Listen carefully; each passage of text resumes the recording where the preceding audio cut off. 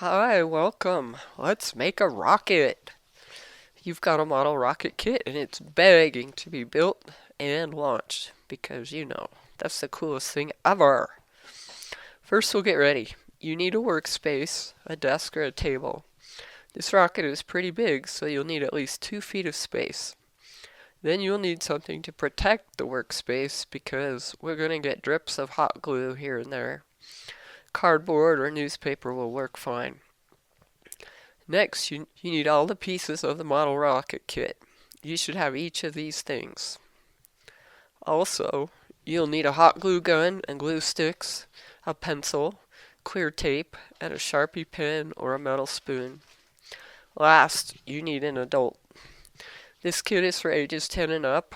Have an adult nearby. Your adult can be reading or cooking or on their phone, but they just need to be around to be sure things are fine. Set up your workspace, gather the things, and then we'll get going.